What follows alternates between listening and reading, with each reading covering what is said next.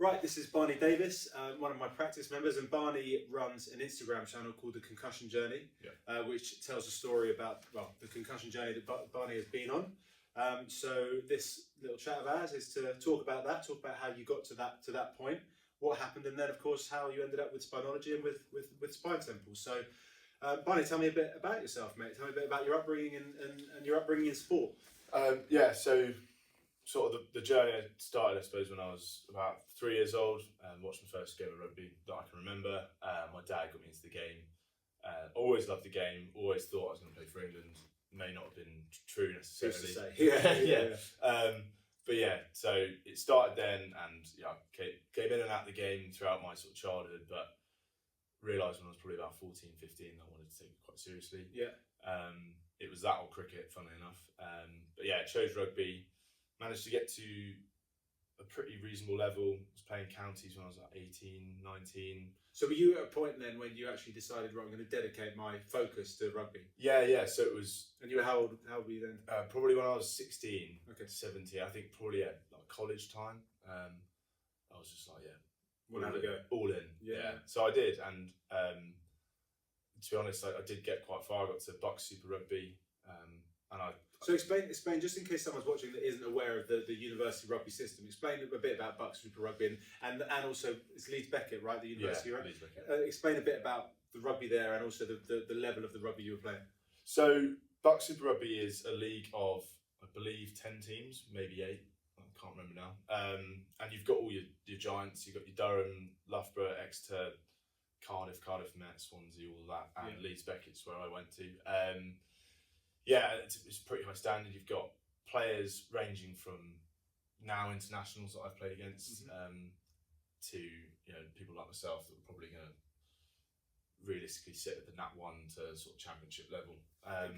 Which is still awesome. But again, I think it's important for people to understand that at that time you're so young that actually, who's to say that you couldn't kick on and go further? But the level as a student is the highest level you could play. Is that right? Yes, absolutely. Right. Yeah. So it's the top league, and it's broadcasted. They've got a channel. It's pretty cool. It's awesome to play in. It's something televised as well, isn't it? Yeah. They do like live streams and stuff. I was captain of my team in my final year playing, and we had to go for like a media day and everything. It was pretty cool. Yeah. So it's not my first interview. This one. No, I can see you're well polished. Yeah, thank you. Yeah. So that was where I was at, and then I had a bit of a history of concussion before my last few games. Let's take it back a little bit then. So you've gone college, decided that you're really passionate about it and you want to dedicate some more time to it. Got a place at Leeds Beckett, which obviously is as much as an academic institution, it's a rugby institution. In the Bucks Super League, is that what it's called? Bucks Super Rugby. And by the third year, you're captaining your side, and I guess you would hope that third year is kind of pivotal in terms of getting a bit of awareness or attention around your game.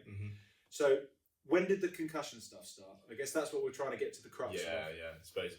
So 2 years before that, so it was, back end of my first year, sort of going into my second year, I got in an altercation on a night out, and that's where it all sort of started. That lasted about 9 months, I think. So whatever happened in the altercation, you ended up banging your head, essentially, is what's happening. Yeah, got hit on the head a few times. Right, and that created a concussion. That caused the concussion issues. And so then I had symptoms like fogginess, memory loss, in layman's terms, for the viewer as well, what is a concussion?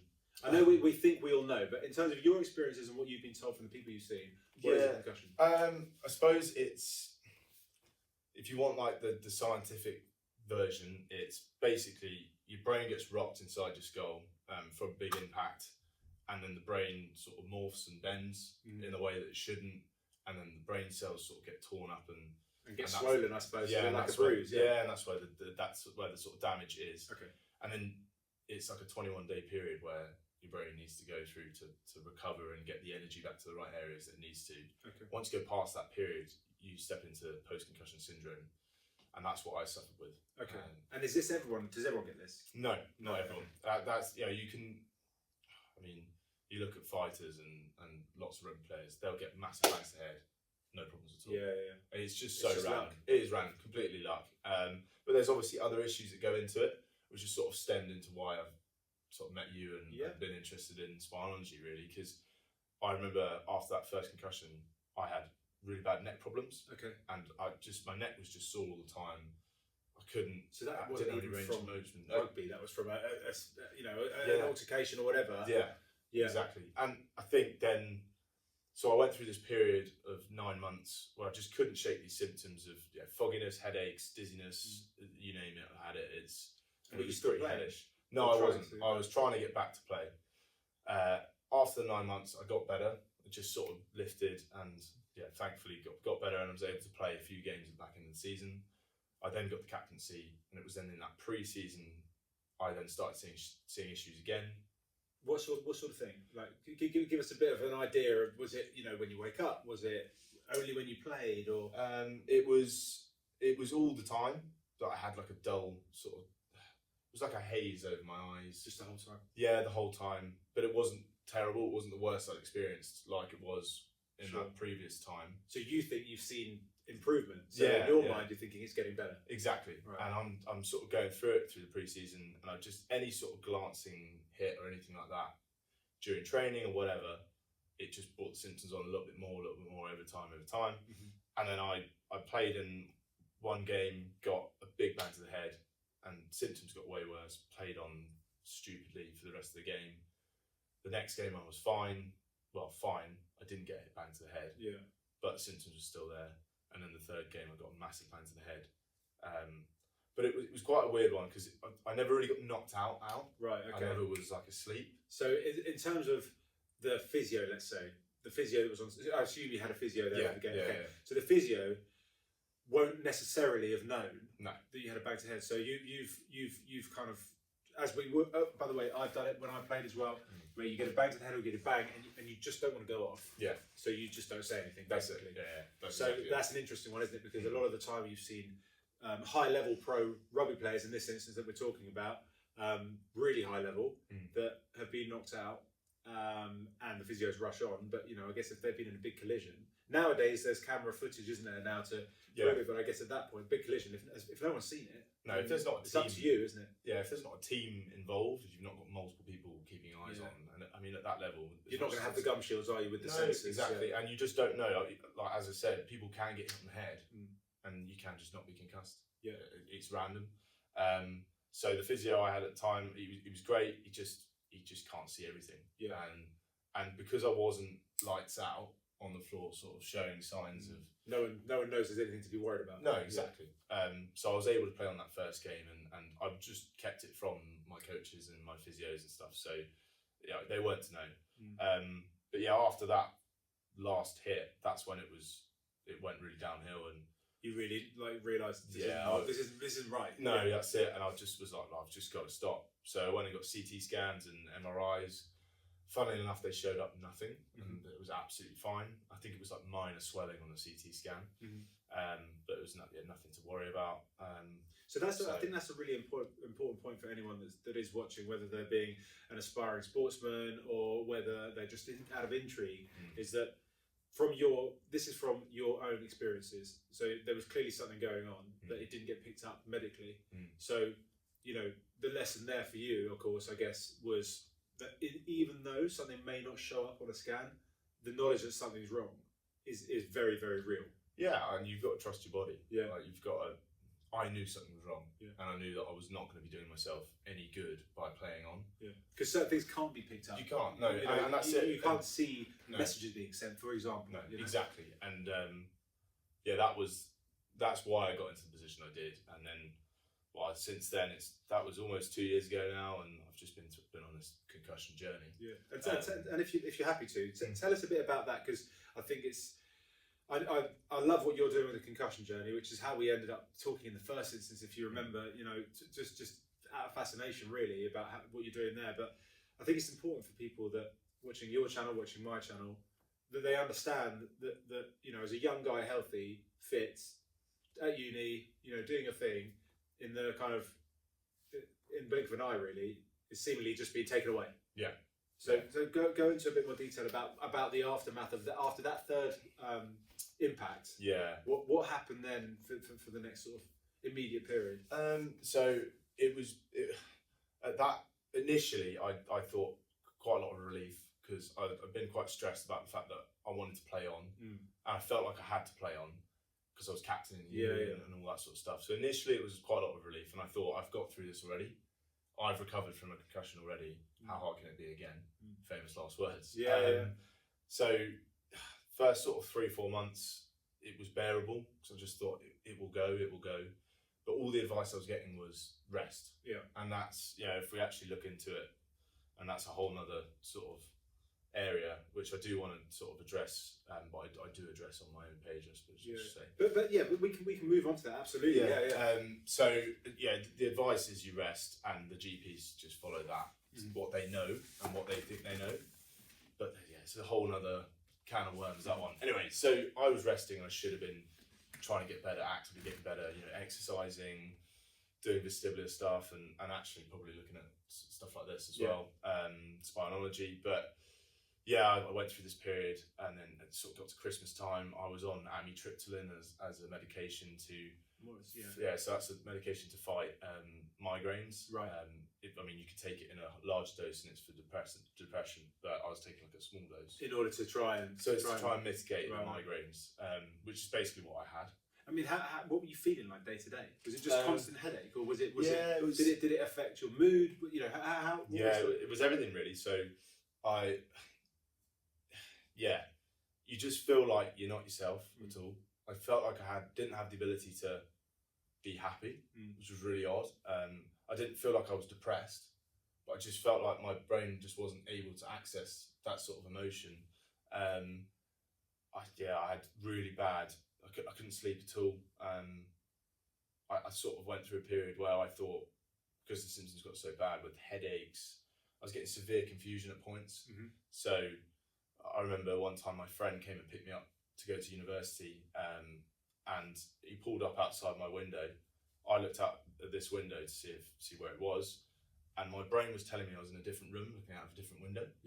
And I was there, like I couldn't piece it together, but my brain was telling me there, and it was utter confusion, and I couldn't snap out of it for a good 30 seconds. I was just there, like. So it's quite scary, actually. It was horrific. That was the worst. That was the worst point, because I just thought my brain was like imploding, and I thought, you look at sort of CTE and all those big scary things, and I thought that's what I was sort of stepping into at the age of 23 or 22 at the point. So that was pretty scary, and that sort of lingered for 3 or 4 months. But during this period, you are actively trying to seek out. I was looking for people help, and help. And I was speaking to GPs, and endlessly speaking to GPs. They're just saying rest. You got to rest more. Get off the screens. Get off. But actually, you have to do the opposite, and I just didn't know that. So I got to this sort of back end of when I started to feel better, and the reason I did was because I think it got to the point where I was debating whether or not it was worth living anymore, because I just didn't think that dark. I just didn't think I was going to get better, and I thought. And you felt you couldn't live with that. If that was how it was so bad, and it was just so not myself, so unable to be happy. And again, to draw it back to your concussion journey, that's the point, isn't it? For you, is to raise awareness to people that this can very much happen. Can very much happen to people that you would not expect, because you are, since I've known you, you're a big character, and that is you being within yourself is not you. That's what Barney Davies is. Absolutely right. And I'm completely extroverted, and during that period, I was just complete introvert, and I just couldn't. I mean, it was still there. Like I had a glimpse of feeling better, but it was just day to day. It felt like throughout the day it would get worse. So I'd wake up in the morning and feel okay. So you're just surviving it. And it was literally that, just surviving. It was pretty dark. And then I found this this online. I can't remember what it's called now. The Concussion Doctor, I think it's called.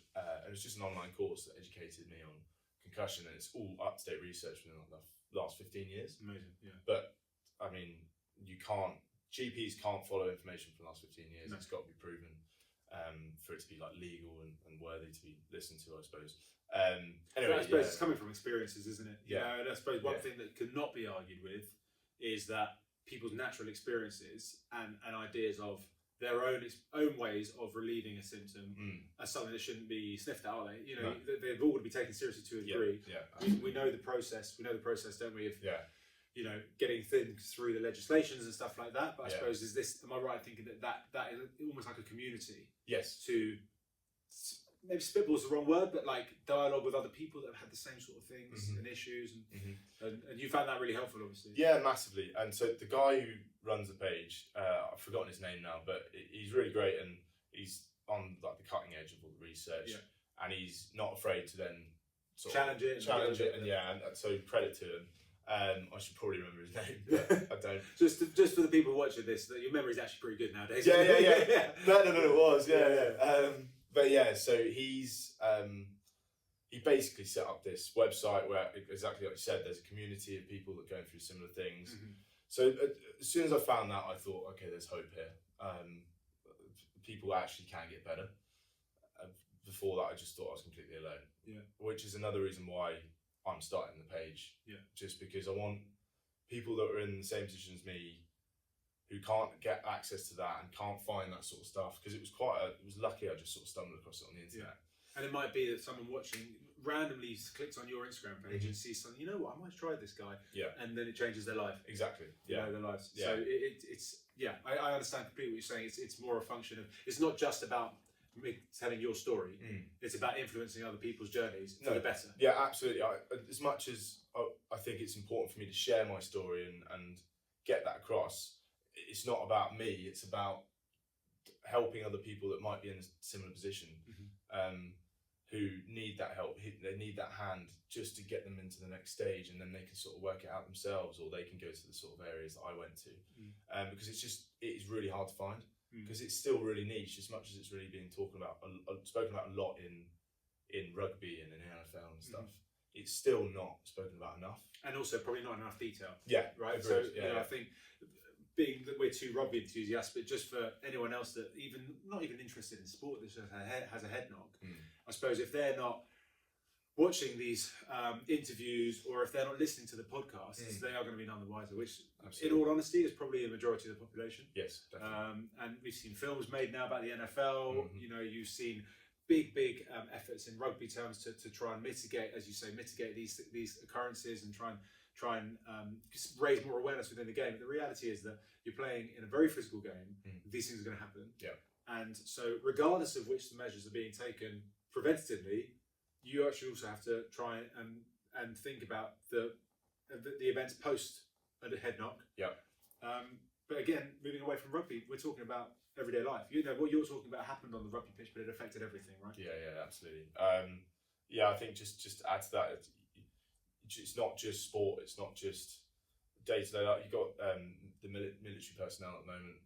It's all sort of coming out, and new research has been found that just firing a gun close to your head creates shockwaves that go through the brain, and that can cause concussion symptoms.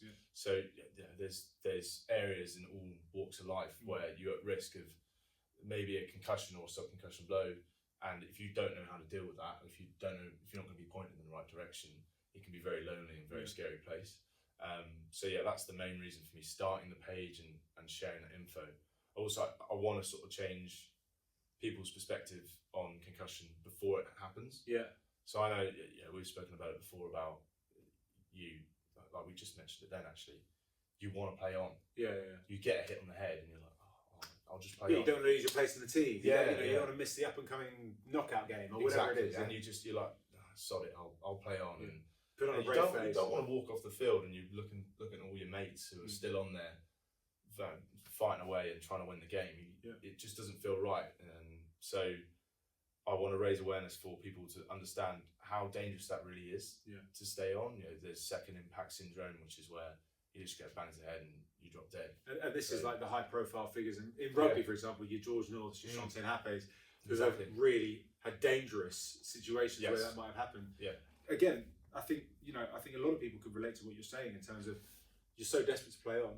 Even at the top level, these guys are probably thinking, well, if I don't do this, what else am I going to do? I'm not. I played rugby since I was 16 or whatever. So from that perspective, I feel empathy for them. As you say, the dangers of continuing that can be really really serious. Yeah, completely life changing as well. I mean, the last almost 2 years of my life since the most recent concussion has been a complete roller coaster. And to be honest, until the last sort of 6 months, really, I've been in a world of pain and just unable to feel like myself. Yeah, unable to think positively, I guess. Yeah, because you just don't see the light at the end of the tunnel. No, that's it. And so yeah, I want to make sure or do my absolute best to change that stigma around playing on, especially with concussion. I mean, like you hit your shoulder bad, you're gonna play on with that. You might make it worse and prevent yourself from playing. It's manageable, and it's not gonna limit your life to the extent that a brain injury will. Yeah, because it affects, as we know, your central nervous system. It affects everything. Yes. Yeah. And I mean, look, you looking into the real dark stuff like dementia and Alzheimer's and motor neurons. Yeah. There's a lot of hype. Hype is the wrong word, but there's a lot of noise about that, obviously, at the moment with some really high-profile people really sadly succumbing to it and being in the middle of a journey like that. Yeah. It's horrific, and I think that's what people need to understand. I think a lot of people turn a blind eye to it because it's like, it might not be me. You know, but the chances are, if you play on with concussion enough, you're just increasing that risk. Yeah. And I want to make people aware of that so they can make a decision. Yeah. I don't want to change the game at all. I love the game the way it is, and I wouldn't have played the game any different, even knowing what I know now. Yeah. I just would have taken myself off taking yourself away from it. Yeah. As soon as I had those symptoms, I would have just made the decision and thought, look, I'd rather not play the next 4 games than not be able to play ever again at the age of 23. Or 22 or whatever it was. Which, again, for clarity, is kind of where you're at now. Yeah. The assumption is that you're done. Yes. At the moment. At the moment. So yeah, I mean, obviously, thank you for sharing how you got to that point. That's not an easy conversation to have. So you've got to that point. You've been pretty dark at times. Seemingly, there is no kind of end in sight of these symptoms going on. So that's up till 6 months ago, you said. Yeah. So tell me, like, what stuff did you, prior to meeting me in Spinology, what stuff did you try that maybe offered a glimpse of hope or a glimmer of hope to try and alleviate some of the things? Because I guess in the medication stuff didn't work out, or did? Yeah, no, the amitriptyline I just felt made it worse, and I didn't want to get myself into a position where I'm dependent on something. Yeah, and I felt like without a concussion, I'm normal and I don't need that. So then I don't want to be fixing myself to then be in a position where I still need to be on medication. Sure. It just didn't sit right with me. So I came off that pretty quick. And the things that helped me the most were just actually basically training my brain. All the things that I was able to do before were technically new to me, new to my brain. So I had to just get on with things and just get going. Relearn? Yeah, relearning, I suppose. And with a measured approach. So one of the things that you get with concussion is, or post-concussion syndrome, I should say, is you get really fatigued very quickly. Right. And you've basically got to build up that, like you would building up an aerobic base. You've sort of got to build that up again almost like chronic fatigue. Yeah. And you can't just decide I'm going to run a marathon tomorrow without any training. So I think that's one of the main things that helped me, was just little by little. If I was doing a little bit too much, then have a nap that day, don't do anything the rest of the day. Just listening to your body. Just exactly that, listening to your body. So yeah, just doing everything that you would normally do, but really measured over day to day. I started on a watt bike, trying to get my heart rate up to a certain beats per minute and just sitting there on that. And I think the first time I did it was literally going at this pace. Yeah. And sitting at, I think, about 80 beats per minute, which is basically a walking pace. Yeah, sure. And then over time, you just build it up. But I got to a point where I was able to gym, I was able to do basically everything comfortably enough. Well, that's how we met, is playing touch rugby, wasn't it? Which does elevate the heart rate, as you know. Exactly. Depending on how fast the game you're playing in, it can be pretty exhausting. Yeah, definitely. And you're in that top zone of heart rate, 100%. Definitely. So I was able to do it, but then afterwards I'd still have symptoms. I'd still come away and I'd have a migraine. And they'd be aggressive symptoms. And not aggressive to the point where it was unbearable. Yeah. Because otherwise I just wouldn't have done it. But it was certainly that evening I'd feel pretty spaced out and a bit of a headache sometimes. And continuing through Next day, maybe like wake up, maybe feeling a bit hazy. If I did it every day, then it would probably just get worse and worse and worse. Or I don't know. I never tested that, but certainly it still had an effect. Yeah. And then obviously we met at Wednesday night, and I think you'd seen my page, and so yeah. I think my conversation that I wanted to raise with you, it's interesting because you have just touched upon it in the sense of, you know, you were getting to a point where you were trying to build up some intensity in whatever it was that you were doing, and you were recognizing that any rise in intensity is causing an issue.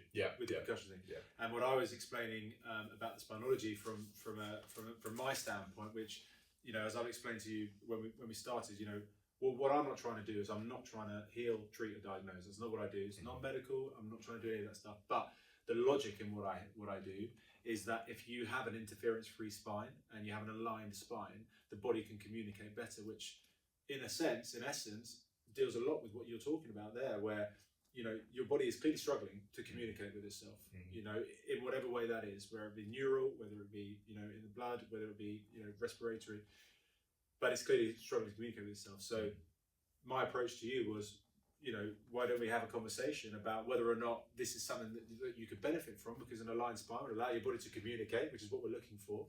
But in equal measure, you know, my assistance of your body, not me doing, you know, me assisting your body in getting you to that point was something that we spoke about in a bit more detail, wasn't it? So yeah, explain, you know, how that went for you and how you felt about that, and then how it got to where it got to. So yeah, obviously we had the initial conversation, and you explained it all to me, and I'd looked at chiropractor stuff before, and I just thought that was too aggressive. I didn't really trust it.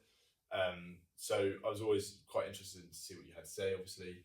And once you explained it in detail and explained sort of the movements you're going to do and how delicate and precise it was, that's when I was like, well, actually, yeah, it sounds like it would be.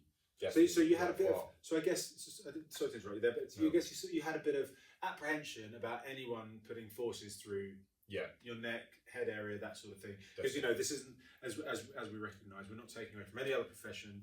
You know, I couldn't tell you what a chiropractor does because I'm not a chiropractor. You know, but the reality is that that was your apprehension prior to seeing me. So for the benefit of the people watching, our first conversation was not to come and actually get adjusted, was it? It was purely just to talk it through, and see what things were about, right? Yeah, definitely. And again, so like the chiropractor stuff, I'd just been told to avoid it by physios, just because, I mean, you've seen it where they get yanked on the table, and I just thought that was like, I've got all I've got all these really delicate issues. I'd had acupuncture before, and literally just having needles in my neck and stuff would trigger migraines. I'd had massages in my neck from the physios, and you know, these guys, they're professionals, and I was still getting migraines. So my sort of fear of the neck and touching the neck and doing anything with the neck was sort of stemming from that. So then, looking at chiropractors where it's real big yanks and all that, I just thought I'll steer clear of that. But once, you'd explain, and obviously it's not chiropractor, it's a different sort of. It's the same profession, because as I say, we're not taking away from anything else. No, and ultimately everyone is different in their profession. But we're just focusing on your experiences with Spinology. So obviously, once you explained it to me, I just thought, sod it, why not, right? And it did all just make sense. So I remember the first couple of sessions we did. So how did you feel with those sessions? So for people watching, how did you feel during the session, like with the movements that we were doing and things like that? How did they feel? So it was all really precise and delicate, and you were explaining what you were doing throughout the process. So it's sort of, even when you sort of, the head's being sort of twisted in a certain angle, I didn't feel like I was scared, and I felt comfortable. And then the adjustments they're just like quick, and it's painless, and it's, you know. So it allayed any anxiety or fear you had. Exactly. So that was it was great, and it has been a great experience every time. I've never had any pain or real discomfort at all. There's a couple of moments where you're like, oh, that's a big release. Big release. And because as you know, the noises are secondary. The noises are releasing gas, essentially. Exactly. So a lot of the time, what I'm looking for, not a lot of time, all the time, in fact, is to do with the muscle tone. Yes, you know? Exactly. And you can feel that that's what you're doing. It's not random. You feel along, and there'll be a point where I feel like there's a tenderness. I don't have to say it; you'll know that it's there, and that's where you then adjust. So yeah, it's all it makes total sense, and the logic of it. And it worked for me. So I did the first couple of weeks. I remember the symptoms got worse. Yeah, as we spoke, they might do, right? Yeah. Because obviously it's been a release and it's a change. But since then, with 2 sessions a week on average. And we've been working for about 6 weeks now, haven't we? 6 to 7 weeks. Yeah. Work consistently. Yeah, and it's gotten better and better and better. And I think whether it's a mixture of other things that I'm doing outside, like trying to ramp up my training, which you just can't, you don't know, but the fact is that I've gotten better over the 7 weeks, without a doubt. So it seems to be working, which is awesome. No, that's great to hear. And it's I've tried basically everything you can with concussion recovery, and I think it's definitely been one of the best results I've seen in terms of my recovery. I should have mentioned I had a compressed disc in my neck. Yeah, we spoke about this, didn't we, at the start? Yeah. I had a compressed disc in my neck, so there was I just knew there was something stemming from there. Yeah. Whether or not it was causing my concussion problems, but it was definitely obviously causing my neck tenderness. Yeah. And that's all just gone now. I feel so much freer. I feel like I can actually move my head around and your case, for me working as a spinologist in your case, it was a delicate one because we didn't want to give your body too much to deal with. So at the very start, we were very patient, weren't we? And we didn't necessarily just adjust everything and hope that we'd see performance increases or functionality. Everything we're trying to do is maximize your body's ability to function. That's what we're trying to do. But everybody is different, and we've recognised, didn't we? You and I, we spoke about the fears that you had, where you've been, obviously, but also that we didn't come out with a clear goal of we're going to get to here. We just said we're going to see change, and we want to see positive change, and slowly but surely we're going to do it now. So the fact that you've felt like that in 6 to 7 weeks is amazing, obviously. I'm super grateful, but ultimately it does come back to it's your body doing it. We've just been working with it very, very carefully, very, very gently. But I think the key takeaway for me working with a case like yours, which was quite extreme in the concussion sense, was that the logic of creating that space and that alignment in the spine to allow the body to then address the things it needs to address, in your case the concussion symptom, is where the bit for me that I thought I could, maybe we could really do something here and help.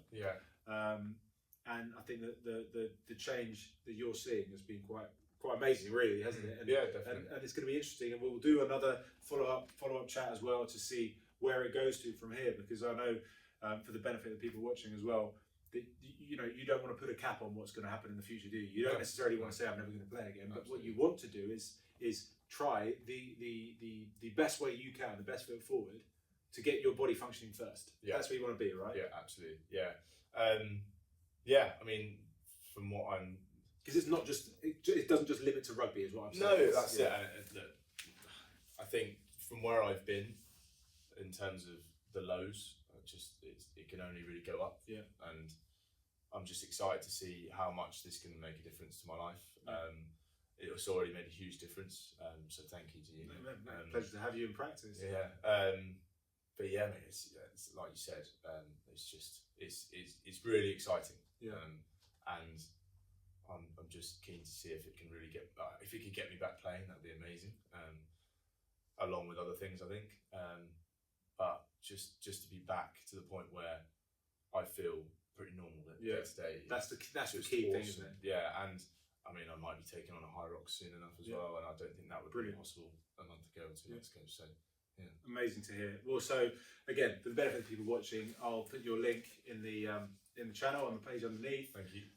But following your journey, we're going to keep following it, and we're going to keep working together, and see how much progress we can make. And I think something that definitely rings true in your case is the consistency of working slowly, but the consistency of doing it on a maintenance basis is definitely I can see from what you're saying, it's definitely advanced your feeling more positive, more functional, able to do these things. So the more we do that, the better. But it's been a pleasure speaking to you, mate. Thank you so much, and we'll until next time.